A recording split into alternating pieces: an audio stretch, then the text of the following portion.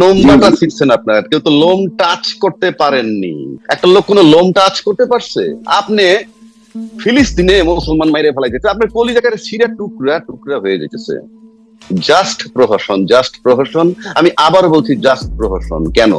আমরা কিন্তু দীর্ঘ 12 বছর বাংলাদেশের প্রশাসন এবং আওয়ামী লীগ দুয়ে মিলে ছিল বাংলাদেশে ইসরায়েল, আর বাংলাদেশের জনগণ ছিল ফিলিস্তিন। কি ছিড়ছেন আলহামদুলিল্লাহ। আপনারা? আচ্ছা, আপনি আজকে ফিলিস্তিনের জন্য কলিজা ছিঁড়া যায়, জাস্ট মোনাফিকি, জাস্ট মুনাফিক, মিথ্যাবাদী। হ্যাঁ, আপনার তৌহিদি জনতা, আপনার ভিতরে বারুদের মতো তীব্র প্রতিবাদ। ভালো কথা যে ফিলিস্তিনের উপরে আসলে অবিচার হচ্ছে, কারেক্ট, 100% কারেক্ট।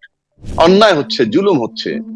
বাট আপনার মা রেপ হচ্ছে, আপনার বোন রেপ হয়েছে, আপনার বিনা বিচারে হত্যা হয়েছে, আপনার এখানে আয়নাগর ছিল, তখন আপনাদের বারুদ কোথায় ছিল? আপনি আয়নাগর চিনেন নাই? কোথায় আয়নাগর? আমি আবারও বলছি, প্রশাসন আর আওয়ামী লীগ ছিল ইসরায়েল বাংলাদেশের। কি সিট ছিলেন আপনারা? এই দেশে বড় বড় রাজনৈতিক দল তাকে চায় না, নির্বাচন চায়। ইউনূস সাহেব দেবতা না? ইউনূস সাহেব দেবতা না? আপনি ইউনূস সাহেবকে নামায় দেন না মাঠে নেমে। আপনি 12 বছর কিছু করতে পারেননি। আমি কিন্তু মনের দুঃখে বলছি, আমি কারো বিরুদ্ধে বলছি না। তাহলে যারা বলে ইউনূস সাহেব আরো 4 বছর থাকুক, 5 বছর থাকুক, কেউ কয় সারা জীবন থাকুক, কেউ কয় 50 বছর থাকুক, কিন্তু যারা তাকে রাখতে চান না, চ্যালেঞ্জ, এই লোক অযোগ্য, নির্বাচন পর্যন্ত আরেকটা লোক আনেন না, যিনি 3 মাসে নির্বাচন দিয়ে একটা লোক আনেন, কেউ তো নাম বলতে পারতেছেন না। ট্রাম্প সাহেব যখন সারা বিশ্বের জন্য শুল্ক বাড়িয়ে দিলেন, সারা পৃথিবীতে হাহাকার শুরু হয়ে গেল। কি হাহাকার? কি করবে? তখন কেউ কেউ না 70-75 জন নাকি তার কাছে বিভিন্ন ভাবে মেইল করুক, ফেসবুকে দেখ, টুইটারে দেখ, যেভাবেই দেখ, নানান জনে দাবি করছে কি যে ইয়ে করে দেন, অর্থাৎ শুল্কটা কমিয়ে দেন। কেউ বলছে শুল্ক শূন্যের কোঠায় নেন, ইত্যাদি ইত্যাদি দাবি ছিল।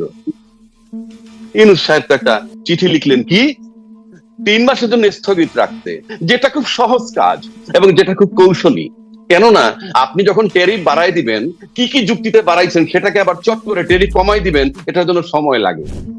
কিন্তু যদি আপনি স্থগিত রাখেন for few days, few month, তাহলে কিন্তু আপনার আদেশ হুবহু একই রয়ে গেল, কিন্তু আপনি আপাতত স্থগিত করলেন। বাংলাদেশের লোক, বাংলাদেশের সোশ্যাল মিডিয়া লোক, নাম বলার দরকার নাই, কেউ কেউ বলছেন ঝরে বক মরে ফকিরের কেরামত। এবারে আমি মেনে নিলাম রে ভাই, বকটা তো মারা গেছে, বকটা তো মারা গেছে। এবং যারা তার সমালোচনা করে, আমি তাকে 90 ডেজ টাইম দিলাম, সে একটা টেলিফোন করে রিচ করুক তো কারো কাছে পৃথিবীর।